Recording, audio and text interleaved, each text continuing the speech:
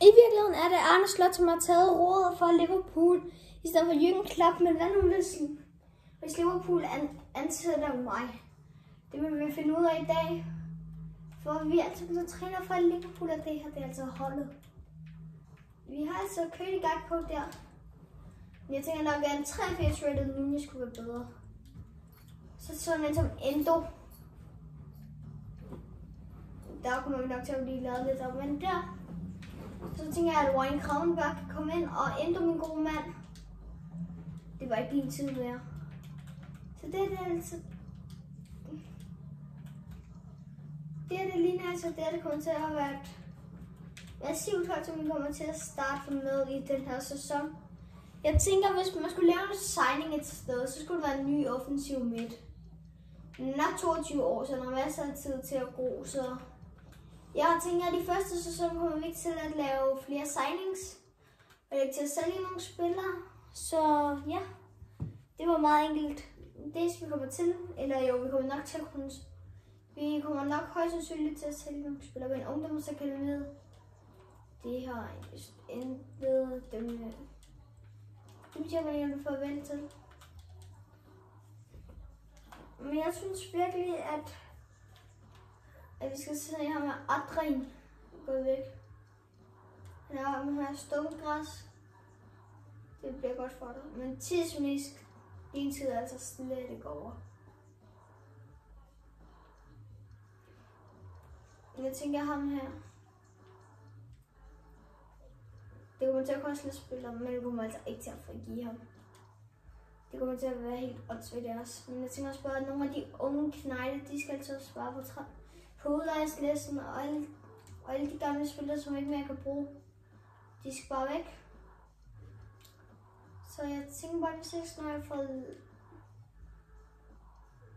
når jeg har fået lavet lidt mere orden på holdet, så at vi er klar til en god sæson. Jeg tænker i hvert fald, at det her det skal være en sindssyg sæson for klubben. Altså, jeg synes, at den her klub, vi skal have en god første sæson, dreng. Sådan som Jones. Der er altså også noget, som er gode, men der gør vi nu lige lidt, så ja. Men jeg tænker også, at vi udlejer Harvey Elliott. Sådan en som ham her skal altså også bare væk. De unge knejder er vi bare nødt til at sige farvel til. Og så har vi altså også fået ryddet godt op i truppen. Altså jeg kan lige se noget forskelligt her. Men vi har altså 183 millioner kroner til at starte med. Vi kommer nok til at få flere. Det er bare en masse unge spillere på lejelisten. Og så ligesom Endo, Gomez, Matip og Adrien, de er bare ikke gode nok til klubben mere. Så lad os se, hvis der kommer nogle bud, som vi kan acceptere. Men jeg skal bare gå nogle dage frem og se, hvis der kommer nogle bud. Og det er imponeret over, at vi prøver at se det. Der kommer altså lige et bud på Gomez her på Aston Villa. Nej, men Conor Bradley. Den kommer altså ikke til at lege og spille ud til. Nej, han kommer ikke til at sælge og spille ud til Premier League klubber. Ud på Gomez til Chelsea, nej. Og selvfølgelig Elliott til City. Jeg ved ikke, hvad de skal bruge Elliott til, men altså. Fair nok. Ud på Matip. Ja, til Atletico Bilbao.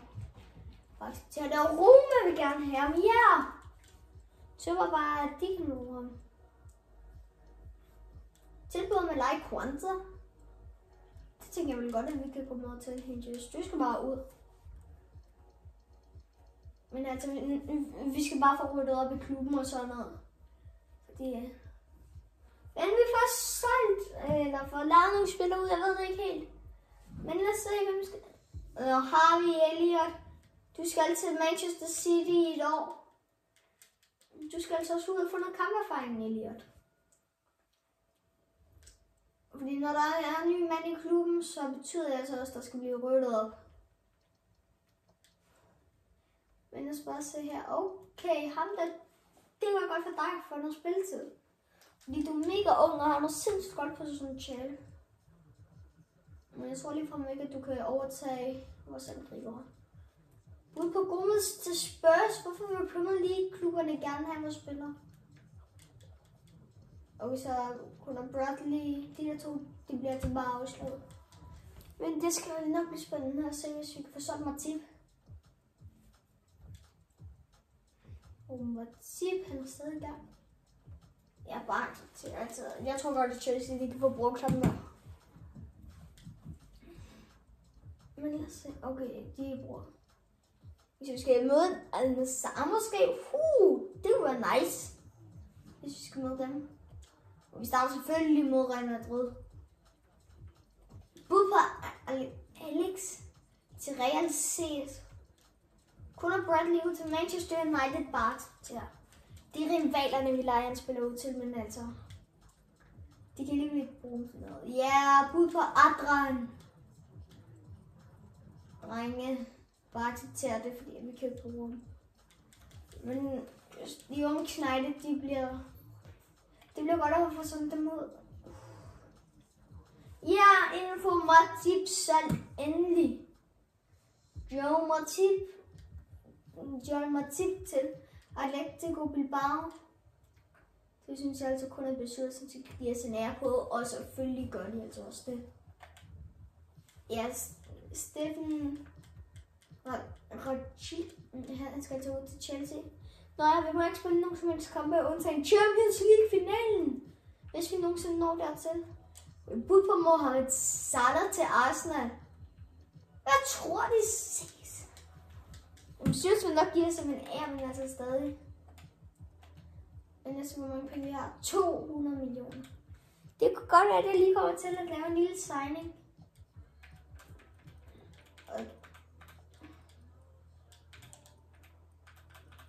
Og der tænker jeg nemlig på Fjordmund for PSV Eindhoven. Så jeg bare tænker, at vi kommer til at købe. Altså, det er ikke fordi, at han er den helt store opgradering. Han er måske nok. Jeg tænker vel godt, at vi kan få købt ham. Jeg tænker måske også, at vi skal op i 30 millioner. Så er det, hvis vi byder 35 millioner for. Vi så et Jones. Dreng. Det er samarbejde. Hvad med? 48. Ja, 48 for Fjordmund. Det synes jeg altså kun, vi kan gå med til, fordi han er jo en sindssyg centermidt. Altså, Wayne Krammenberg, din side er altså ikke over, men altså, du er altså til at komme ned på bænken. Vigtig spiller. Det går du altså med til. 2 år. Dreng, 3 år. Samarbejde lige lidt. Okay. Nej. Du kan ikke få en frihedsklaus. Men jeg tænker bare, vi er jo med en Premier League klub, så vi elsker at give spillere en god løn. 80.000. Der synes jeg altså ikke rigtigt, at vi gav nok. Så hvad med 100.000 i løn? Det er noget, vi kan acceptere. Og en Fjordmund skal altså til klubben der. Det bliver jo en genial signing. I må undskylde, hvis jeg ikke lige kan se mig helt meget. Enjoy Fjordmund for 38,4 millioner. De har bestyrelsen, de kan så ikke se det. Han er altså også kun 80 rated, så. Det er en opgradering på en, men det er jo en opgradering. Så nu er holdet altså 80 plus. Det var en superstreg. Nu snakker bare lidt. Killer her, det er jo en sindssyg anmålmand til Alisson Becker. Han har jo også spillet som Alisson, Virgil van Dijk, Mohamed Salah, Darwin Nunez og sådan nogle. De kommer jo til at blive sindssyge for Arne Slot. Men jeg klarer det rimelig godt i virkeligheden lige nu. Så det kan være, at vi kan klare det lige så godt måske. Men lad os se, hvordan vi kommer til at klare det mod et sådan hold som Real Madrid. Jeg tror bare lige se det hold, altså bare for en god ordens skyld. Vinicius Junior, Rosulu, Jude Bellingham, Modric, Valverde, Chorane, Mendy, Nacho Martinez, Lucas Vacip og Contour. Vi vil spille Champions League-finalen, og den første kamp, der bliver spillet i sæsonen, som her er mod Real Madrid. Så der skal man altså bare hoppe ind og spille, og se hvis vi kan få en sejr her. Vi spiller altså på professionelle 3 minutter. Eller vi må faktisk gerne spille alle kampene. Så lad os bare se, fordi det er ikke en reklame, det er bare, at vi overtager for Arne Slot. Så vi skal altså bare spille alle kampene. Og der ser jeg, hvordan det kommer til at gå. Rosulu giver bolden der. Og vi er altså hurtigt på den. Nunez. Han er altså også hård mod Bellingham. Det er flot. Dommer. Det er altså lortet. Der bliver han altså også skudt langt. Og Real Madrid kommer altså en Rosulu. Han kan altså ikke komme igennem. Og det kan vi heller ikke. Lort. Så har vi vist fået nogle forespørgelser på hvordan er det, vi skal. Ui. Derude, der er Nunez. Ui. Nej. Kom nu, drengene. Real Madrid kunne da have købt Trent. Fjermann laver måske lige et gult kort. Ja, Fjermann, du laver et gult kort i din første kamp. Det er altså ikke en god start for dig.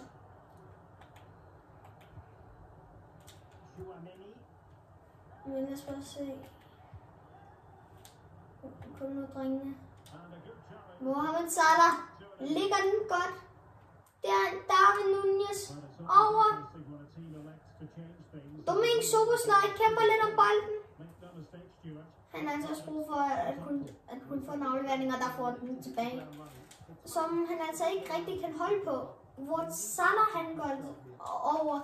Der Ibrahim Konate til. Men Trent stopper ham ikke helt. Fordi det er altså Mendy, som tager resten af løbet. Og vi ser altså nogle Modric. Spiller den ind. Nej, det er Bellingham. Lad os bare Trent langt derind. Den er god. Der er Nunez. Dreng. Dommer. Den kan jeg altså godt forstå, hvorfor du ikke tager Nunez. Fordi jeg går kun efter manden. Den var godt taget. Og hvis jeg synes, at der skal komme nogle Minecraft-videoer ud, så skriv det lige nede i kommentarfeltet. Det kunne i hvert fald være fedt. Men vi kommer ind i en god tackling der. Så tager vi altså nogle gode løb. Der. Spiller vi den bare ind. Mohamed Salah. Mod Nacho. Nacho. Han laver altså et godt indlæg. Derinde. Darwin Nunez. Fyr den! Darwin Nunez brænder. Det er altså ikke super godt her. Men lad os bare komme i gang. Få nogle tacklinger på. Det er et for farligt træk. Men Tjomerne. Rødt kort. Det er altså ikke godt. Fjermerne. Eller hvad nu han hedder. Du laver et rødt kort i den første kamp. Det kan godt være, at Gravenberg kan komme til at få en del spilletid. Det er Darwin Nunez. Ud Mohamed Salah. Mo Salah. Salah han sidder altså lige for sygt. Nej, jeg kunne ikke blive ved med. Trent han kommer ind i en rigtig god tackling. Og der han får den. Der er Mohamed Salah afslutter med venstre. Sikke et skud. Og det går vi altså på halvleg med det skud. Det er ikke godt en 0-0'er, men altså vi tager det vel. I stedet for at vi taber mod Real. Men altså det her hold, det står strålende. Undtagen lige Fjermann her. Med rødt kort. Men jeg tror måske ikke rigtigt, at jeg vil lave så meget om på holdet. Nej, jeg tænker bare, at vi bliver ved. Der er Nunez. Derude. Mohamed Salah. Laver en godt indlæg. Domingue Szoboszlai. Der er Nunez. Der. Kom nu, drengene. Victor van Dijk. Hvis vi bare lukker et mål ind. I starten af anden halvleg, det er Alisson Becker tager den bare. Kom nu, drengene. Ui, det var altså en god blokering. Det er altså Alexis McAllister, som tager den. Kom nu, Robbo, kom nu op i noget højt pres. Kom nu, drenge. Det der Robbo, det var altså din skyld, Robbo. Men det er så, hvordan at Trent han kan klare det her. Det er flot. Ui, det er altså straffespark. Det er Rosolu. Og Luis Diaz gule kort, men Alisson han tager den simpelthen. Ui, det er altså monster godt taget. Andrew Robertson spiller den der. Og der får Darwin den. Spiller en Dominic Szoboszlai. Og det er Darwin Núñez. Han kommer. Kom nu, drengene. Men lad os se, hvordan vi kan klare det mod Real Madrid. Jeg vil gerne se noget bedre fodbold her. Og hvordan ligger den godt der. Hallo, dommer. Nu kunne Nottingham Forest. Den har Forest fået fat i ham. Men lad os se, hvis vi kan. Jeg synes, de overlevede jo knap nok sæson i virkeligheden. Ui, det er altså mega godt. Okay, ja, Alisson, du tager den stensikker redning. Det er Salah rigtig godt indlæg. Flot. Ui, den er altså farlig. Men Darwin Núñez. Ja, dommer. Og gul kort. Gul kort til David Alaba. Det var vist ikke godt at tage med. Okay, hvorfor de overhovedet ikke grundigt gør ind. Anthony. Det er Dominic Szoboszlai fyrer den! Nøj. Men jeg tænker, at McAllister, du får altså lige en pause. Og Curtis Jones, han får lov til at komme ind. Men den er altså godt skruet, Virtual. Lidt hård tackling på Thibaut Courtois. Eller bare på Courtois. Der.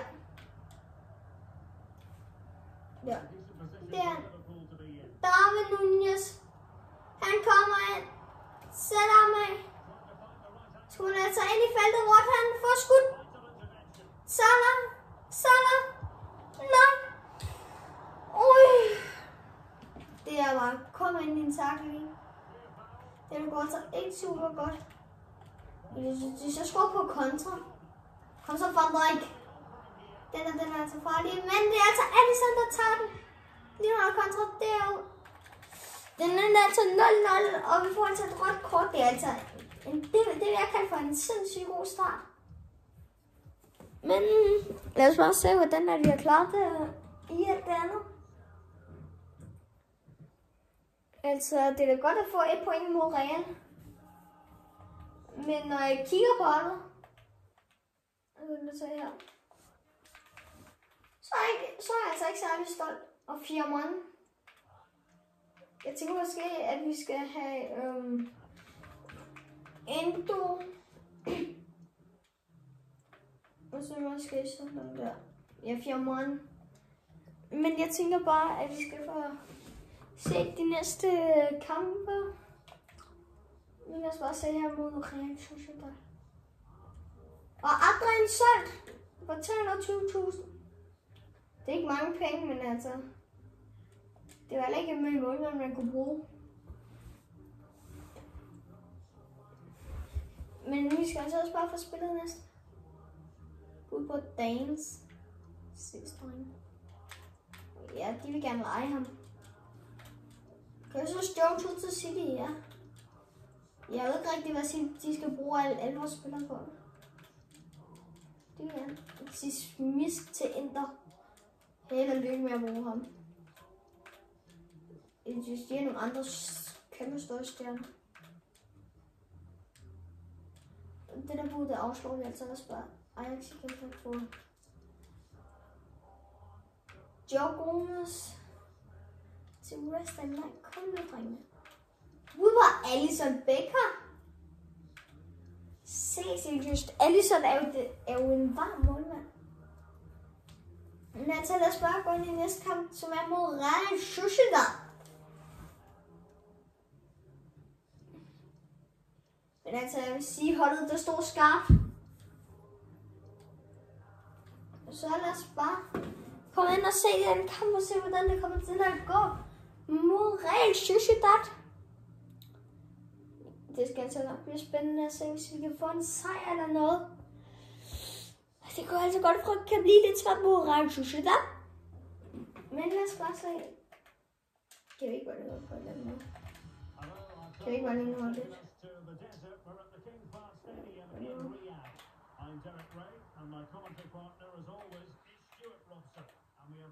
Ja, sådan der. Det er flot. Så vi har noget at arbejde på derude på kanten.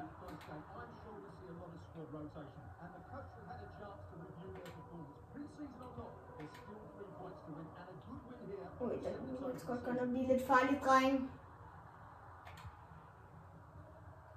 Dreng, kom nu. God tackling. Dreng. Den er altså ikke god.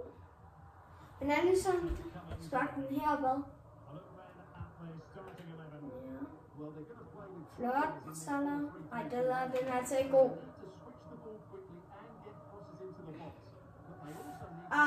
Den er altså ikke god. Dreng. Det er ikke godt. Den kan jeg bare falde ind over. Der, Kom så, drengen. Jeg har lidt lyst til at hoppe ind i kampen lige nu. Altså.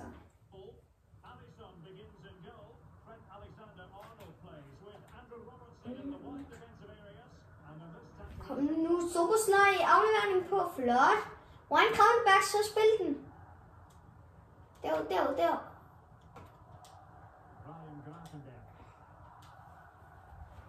Okay, det er da så meget godt tro. Men bare lige nu. Dreng. Ikke alle de der smarte afleveringer. Du skulle have set løbet der med Domink. Salah. Kom nu, et indlæg. Det er godt spillet.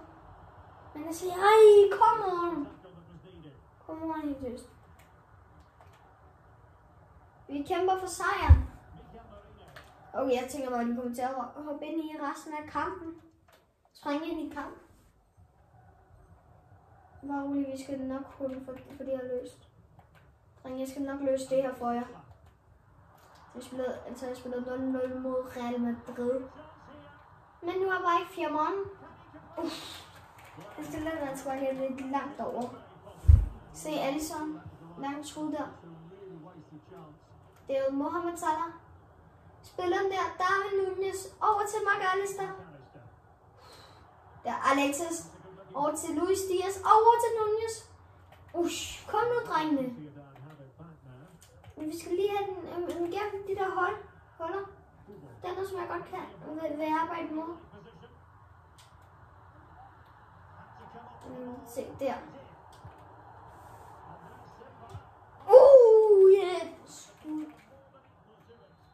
Ja, bare stå bag. Det vil jo ikke hjælpe mod selveste Liverpool FC. Og slet ikke, når han spiller den lige der. Hvor han kommer til over Alexis. Flot taget. Det er en Darwin Núñez. Så det er lidt spændende. Det er en Luis Diaz. Det er Darwin Núñez. Spiller den ud mod Mohamed Salah. Der flytter det altså til halvleg, og der tænker jeg altså, at vi skal få lavet en anden skiftning, fordi når jeg kigger på holdet der, og med Dominic Soboslaj, hvem har sat dig der? Så for det første, Núñez tykker man lidt ned på den center forward. Nu er det altså Gakpos tur til at få lidt spilletid, fordi at Kører det Gakpo, du har altså ikke fået meget spilletid den her sæson. Så lad os se. Vil du gerne Gakpo? Det er altså din første kamp. Så jeg bare det kan godt være, at du kan få lidt mere spilletid. Flot. Gakpo. Rigtig god spænding. Du får den der igen. Dominic Szoboszlai. Han kommer altså ind. Ui, luk benene, bro. Godt taget Gakpo. Det er Szoboszlai. Mohamed Salah. Ui. Det er Alexis Mac Allister. Den. Nøj. Det var så tæt på. Men Gakpo, kan vi ikke se nogen præstation for dig? Jeg forstår ikke, hvorfor Liverpool-klubberne eller Premier League-klubberne køber så mange spændende. Kravenberg. Det laver du altså med et gult kort på. Det kan jeg godt forstå, at dommeren skal trække det kort. Den er altså ikke pæn. Det er en kørt Gakpo. Ui, den er altså sindssygt god Gakpo. Nøj, dommer. Yeah. Trent helt just.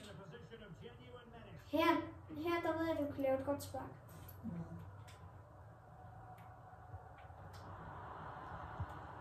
Nej, Van Dijk.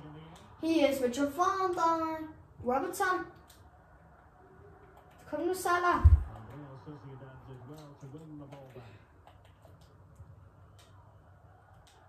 Yes, kom nu, drengene. Prøv at se. Der synes jeg, det er lidt dumt af dommeren. Det er en Dominic Szoboszlai.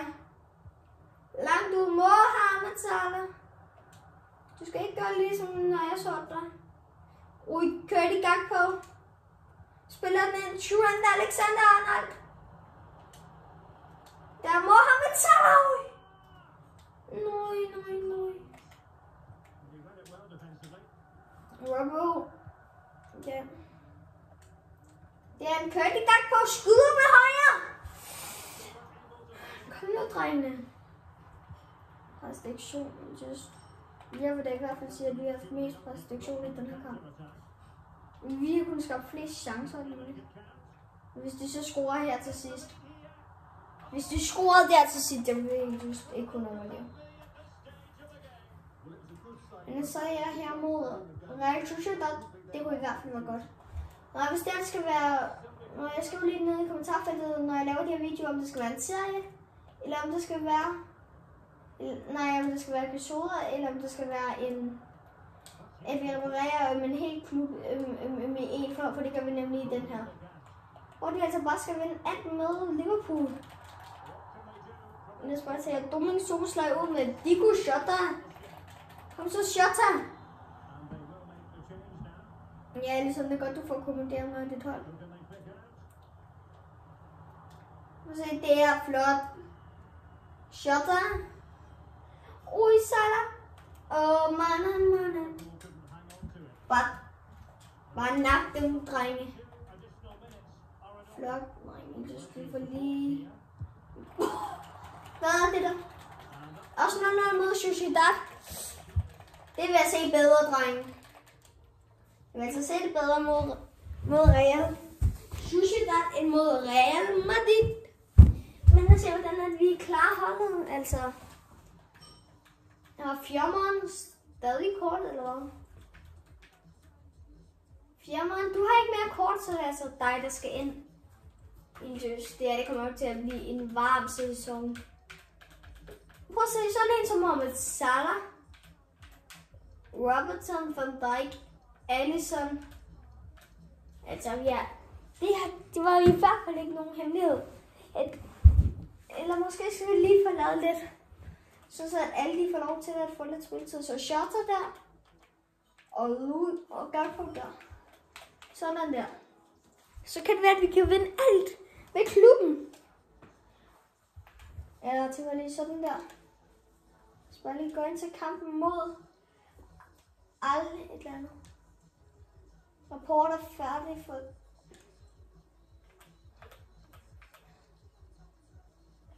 rigtig gerne. Nu i Danmark.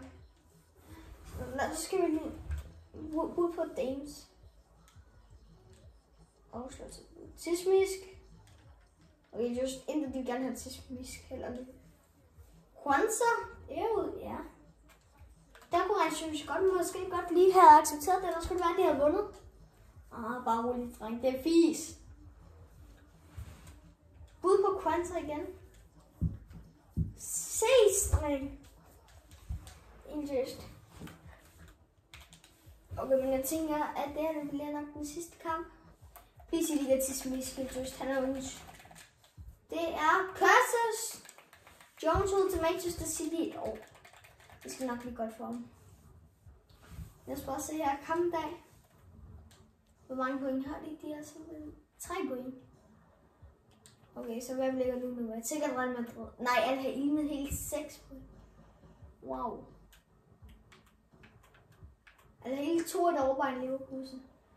2 og vi ligger på den 6. plads. Men at se her, kampdag. Lad os bare se holdet. Okay. Har Benzema og Kante. Og Fabinho, så det er ikke. Så det er ikke et helt ringhold. Men jeg ser, hvis vi kan få en sejr mod dem. Jeg tænker bare, at de kommer til at spille højdepunkter, fordi de prøver lige at... Nej, vi kommer til at spille hele kampen. Kom så, Liverpool! Men jeg ser, hvis de kan sende nogle kanonkugler ind, eller... Hvis vi kan få gjort det. Nej, hvis vi på et tidspunkt skal lave spillerkarriere, så skriv det lige ned i kommentarfeltet. Det er lige dernede, og så lige abonnere og like til videoen. Og jeg husker at se hele videoen færdig, og skal måske få lov, skal måske se en af de andre videoer, jeg har lavet. Domingo Soboslaj. Kom nu, drenge. Det er flot, drenge. Alexis McAllister op til Darwin Núñez. Kom nu, drenge. Sådan. Den er til god, men... Virtual Fumbling. He is Richard Trent. Fjermann. Det er Fjermann. Det er Darwin Núñez. Drengene. Kom så, drengene. Sådan der. Fjermann. Gul kort. Laver en rødt kort igen, Fjermann, eller hvad?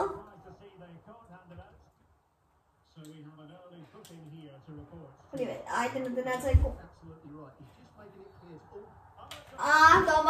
Dommer. Karim Benzema. Selvfølgelig. Vi har så lavet 2 strafspark. Det synes jeg altså kun, at vi kan få fortjent en jubel for.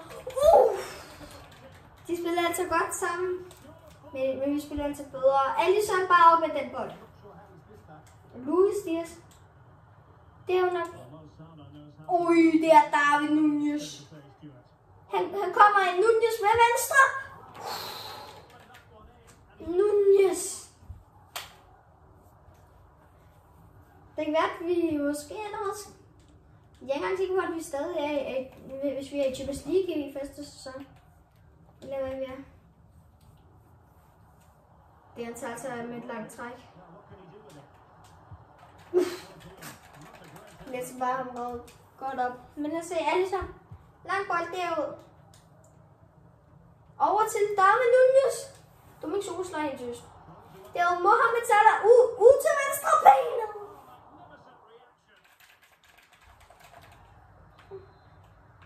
Trent. Den er godt skåret. Luis Diaz. Jeg kan altså godt sætte den ind, og med en greedy, så står den 1-0. Kom så, Liverpool. Luis Diaz. Og så ved vi det mindste, hvordan Trent han skal skyde på sin hjørnespark. Derud. Spil den der. Kom nu, drengene. Kom så, Salah. Mane. Kom nu, drengene. Fjermann. Men jeg tror måske på et tidspunkt, hvis Fjermann ikke kommer til at bruge særlig meget, så kommer vi nok til at købe en ny, desværre. Det er en. Mohamed Salah spiller den godt. Jeg synes, hvis vi allerede kan vinde ligaen i første sæson. Det er flot. Jeg synes, det er en tidligere Liverpool-spiller, men han skal altså få bank. Jeg synes, han skal få bank, fordi at han ikke blev med Liverpool i stedet for. Det er en Dominic Szoboszlai. Det er en Mohamed Salah. Tager den han ud. Dominic Szoboszlai. Kom nu, drengene.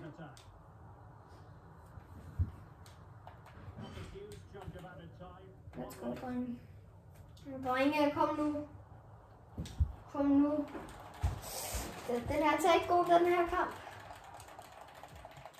Men vi er til foran 1-0 til halvleg. Let's go, drengene. Og nu giver vi en der bolden. Let's go, drenge. Kom nu. Den er altså ikke god. Alisson Becker. He's a keeper.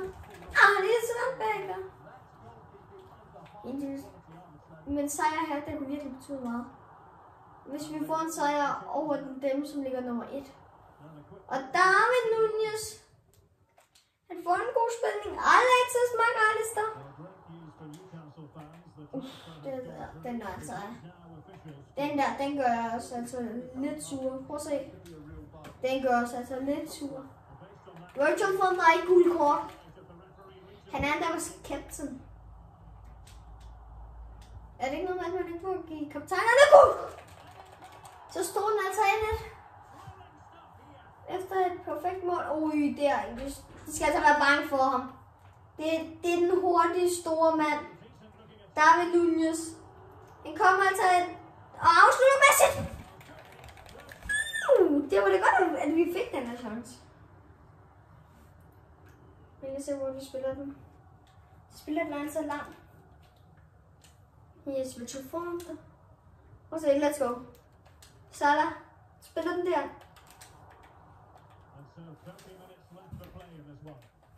Lad os bare ned til T. Let's go, drenge. Flot. Dommer, den kan du godt lige trække tilbage, fordi at Alisson, han har jo bolden. Kom så, drengene! Kom nu, drenge. Det er altså Fabinho. Så spiller den godt. Alisson, næste gang, så tager han lige op i nogle hænder. Okay. Det efter lidt, men altså, det var ikke engang ham, som skulle komme ud som gjorde det. Og de skyder så for at blive, så er det altså bare langt bold. Yeah. Det er Nunez, en just god spænding af Dominic Szoboszlai. Og så kommer han. Szoboszlai. Jeg vidste ikke engang, at du var sådan der. Prøv nu at komme. Og se, ja, det er sådan der. Så kom nu, drenge. Kom nu, Alisson, ud i den. Alisson, kom nu lidt ud i den.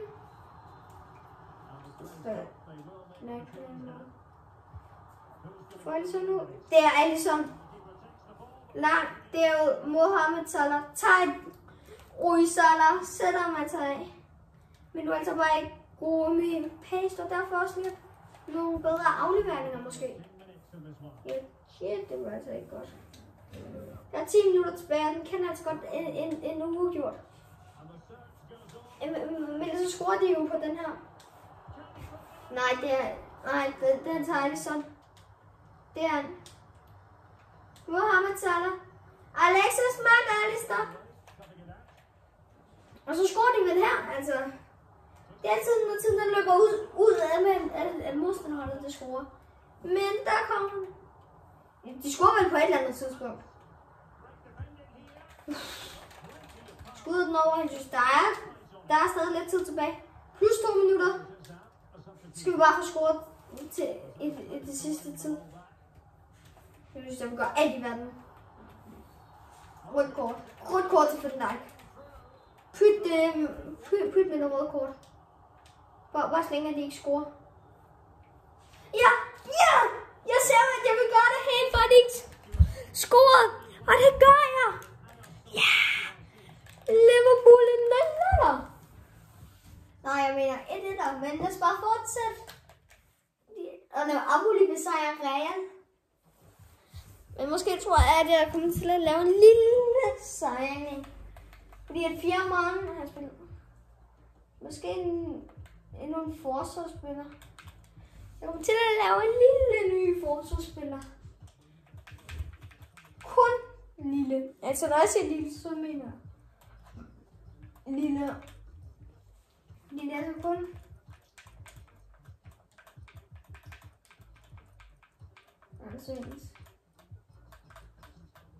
Nej, okay. Jeg tror, det skal være vildt til. Gå over til Spanien. La Liga. Atletico Madrid. Jeg tror måske, at jeg har stadig den snart. Ja, jeg har stadig slet ikke den snart, men Chimes, fordi nu går vi klogt i at købe en lidt ældre herre. Og så hvis vi kan få en forsvarsudskifter. Det første, det er lige penge. Det tænker jeg var lige 34 millioner. De vil have Joe Gomez. Det er altså godt noget, som jeg kan overveje, fordi vi skal få ryddet op i truppen, men så bare gå en del ned i pris. Joe... Okay, du er en hård forhandler, men jeg tænker ikke, at vi giver Gomez væk. Plus 36. 40. Dreng. Og seriøst, man har det 38. Det skal du altså gå med til. Nej. Men vil du sælge ham til mig? Okay, nu gør man en enkelt ting. Hvis det er en anden. Det er en 80'er. Okay, så må jeg da købe en lidt anden. Jeg ser, hvis Barcelona har en. Fordi nu var det til. Okay, det der det tog lækre. Men ham der, han er billigere. Så jeg tænker bare, at vi tager ham der. Han kommer til at koste en del, men altså, vi kan vel godt forhandle lidt. Så det første bud, det kommer vi med her. 90 millioner. De vil have 142, det kan ikke lige glemme alt om. Jeg kan give 100 millioner for ham. Så holder jeg det. Midtbanespiller. Jeg tænker så lidt om Endo. Måske 20 år. Ja. Jeg synes Sparta. Jeg synes, det bliver en sindssyg signing. Let's go! Der rejser vi og siger så pænt goddag. Rotation. Okay, vent mig ikke split. Men jeg tror nok, at vi skal give ham lidt for meget løn.